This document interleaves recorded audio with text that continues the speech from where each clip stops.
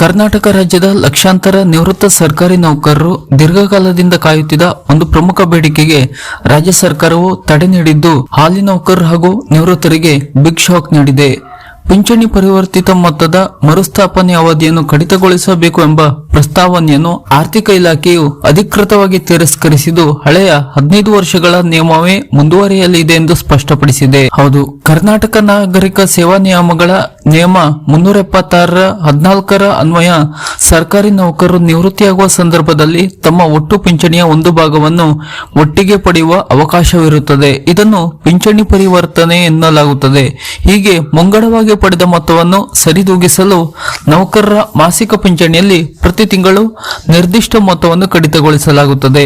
ಪ್ರಸ್ತುತ ಈ ಕಡಿತವು 15 ವರ್ಷಗಳವರೆಗೆ ನಡೆಯುತ್ತದೆ. ಆದರೆ ನಿವೃತ್ತ ನೌಕರರ ಸಂಘಟನೆಗಳು ಸರಳ ಬಡ್ಡಿಯ ಲೆಕ್ಕಾಚಾರದ ಪ್ರಕಾರ 11ರಿಂದ 12 ವರ್ಷಗಳಲ್ಲಿ ಅಸಲು ಮತ್ತು ಬಡ್ಡಿ ವಸೂಲಿಯಾಗುತ್ತದೆ. ಆದ್ದರಿಂದ ಈ ಅವಧಿಯನ್ನು 12 ವರ್ಷಕ್ಕೆ ಇಳಿಸಬೇಕು ಎಂದು ಸರ್ಕಾರಕ್ಕೆ ಸತತವಾಗಿ ಮನವಿಯನ್ನು ಸಲ್ಲಿಸುತ್ತಿದ್ದರು. ಸರ್ಕಾರ ಪ್ರಸ್ತಾವನೆಯನ್ನು ತಿರಸ್ಕರಿಸಲು ಪ್ರಮುಖವಾಗಿ 3 ಕಾರಣಗಳನ್ನು ನೀಡಿದೆ.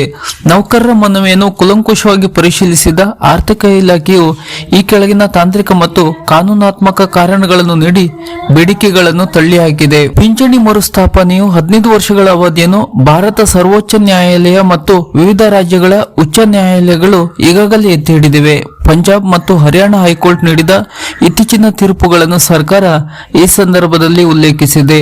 ಪಿಂಚಣಿ ಪರಿವರ್ತನೆಯು ನೌಕರನ ವೈಯಕ್ತಿಕ ಆಯ್ಕೆಯಾಗಿರಬೇಕು. 15 ವರ್ಷಗಳ ಕಾಲ ಕಡಿತವಾಗುತ್ತದೆ ಎಂಬ ನಿಯಮವನ್ನು ಒಪ್ಪಿಯೇ ನೌಕರರು ಈ ಮೊತ್ತವನ್ನು ಪಡೆದಿರುತ್ತಾರೆ. ಹಾಗಾಗಿ ಈಗ ಅವಧಿ ಕಡಿತ ಸಾಧ್ಯವಿಲ್ಲ ಎಂದು ಸರ್ಕಾರ ಹೇಳಿದೆ. ಕೇವಲ ಬಡ್ಡಿಯ ಲೆಕ್ಕಾಚಾರವಲ್ಲದೆ ಹಣದುಬ್ಬರ, ತೆರಿಗೆ ವಿನಾಯಿತಿ ಮತ್ತು ಮರಣಾಂಶದ ಅಪಾಯಗಳನ್ನು ಸರ್ಕಾರ ಭರಿಸುತ್ತದೆ. ಅವಧಿ ಕಡಿತಗೊಳಿಸಿದರೆ ರಾಜ್ಯದ ಬೊಕ್ಕಸಕ್ಕೆ ಭಾರಿ ಆರ್ಥಿಕ ನಷ್ಟ ಉಂಟಾಗಲಿದೆ ಎಂಬುದು ಸರ್ಕಾರದ ಅಭಿಪ್ರಾಯ. ಈ ಬಗ್ಗೆ ಇಲಾಖೆಗಳಿಗೂ ಕೂಡ ಕಟ್ಟುನಿಟ್ಟಿನ ಸೂಚನೆಗಳನ್ನು ಹೊರಡಿಸಲಾಗಿದೆ. ಈ ಕುರಿತು ಸರ್ಕಾರವು ಎಲ್ಲ ಇಲಾಖಾ ಮುಖ್ಯಸ್ಥರು ಮತ್ತು ಖಜಾನೆ ಅಧಿಕಾರಿಗಳಿಗೆ ಈ ಕೆಳಗಿನ 4 ಕಟ್ಟುನಿಟ್ಟಿನ ಆದೇಶಗಳನ್ನು ನೀಡಿದೆ. ಪರಿವರ್ತಿತ ಪಿಂಚಣಿ ಮೊತ್ತವನ್ನು ಯಾವುದೇ ಕಾರಣಕ್ಕೂ 15 ವರ್ಷಗಳ ಅವಧಿ ಪೂರ್ಣಗೊಳ್ಳುವ ಮೊದಲು ಮರುಸ್ಥಾಪಿಸುವಂತಿಲ್ಲ. ಅವಧಿಗೂ ಮುನ್ನ ಮರುಸ್ಥಾಪನೆ ಕೋರಿ ಬರುವ ನೌಕರರ ಅರ್ಜಿಗಳನ್ನು ಈ ಹೊಸ ಸುತ್ತೋಲೆಯ ಆಧಾರದ ಮೇಲೆ ತಕ್ಷಣವೇ ತಿರಸ್ಕರಿಸಬೇಕು. ಈಗಾಗಲೇ ನಿಯಮದಂತೆ ವಸೂಲಿಯಾದ ಮೊತ್ತವನ್ನು ಯಾವುದೇ ಕಾರಣಕ್ಕೂ ನೌಕರರಿಗೆ ಮರುಪಾವತಿ ಮಾಡಬಾರದು.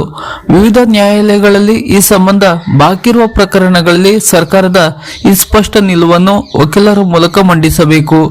ಈ ನಿರ್ಧಾರದಿಂದ ವಯೋಸಹಜ ಆರೋಗ್ಯ ಸಮಸ್ಯೆಗಳು ಮತ್ತು ಆರ್ಥಿಕ ಸಂಕಷ್ಟದ ನಡುವೆ ಪಿಂಚಣಿ ಮರುಸ್ಥಾಪನೆಯ ನಿರೀಕ್ಷೆಯಲ್ಲಿದ್ದ ಸಾವಿರಾರು ನಿವೃತ್ತ ನೌಕರರಿಗೆ ತೀವ್ರ ನಿರಾಶೆ ಉಂಟಾಗಿದೆ.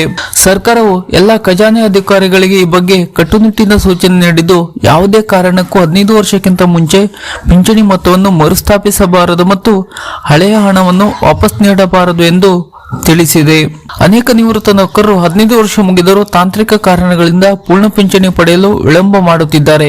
ನಿಮ್ಮ ಕಡಿತದ ಅವಧಿ ಮುಗಿಯುವ 3 ತಿಂಗಳ ಮುಂಚಿತವಾಗಿ ಸಂಬಂಧಪಟ್ಟ ಖಜಾನೆಯ ಕಚೇರಿಗೆ ಭೇಟಿ ನೀಡಿ ದಾಖಲೆಗಳನ್ನು ಪರಿಶೀಲಿಸಿಕೊಳ್ಳಿ. ಇದರಿಂದ ಅವಧಿ ಮುಗಿದ ತಕ್ಷಣ ಪೂರ್ಣ ಹಣ ನಿಮ್ಮ ಕೈ ಸೇರಲು ಅನುಕೂಲವಾಗುತ್ತದೆ. ಈ ಬಗ್ಗೆ ಸರ್ಕಾರ ಆದೇಶ ಕೂಡ ಹೊರಡಿಸಿದೆ. ಸರ್ಕಾರದ ಈ ತರದ ಇನ್ನಷ್ಟು ಮಾಹಿತಿಗಳಿಗಾಗಿ ನಮ್ಮ ಚಾನೆಲ್ ಅನ್ನು ಸಬ್ಸ್ಕ್ರೈಬ್ ಮಾಡಿ ನಮ್ಮನ್ನು ಕೂಡ ಬೆಂಬಲಿಸಿ. ನಮಸ್ಕಾರ.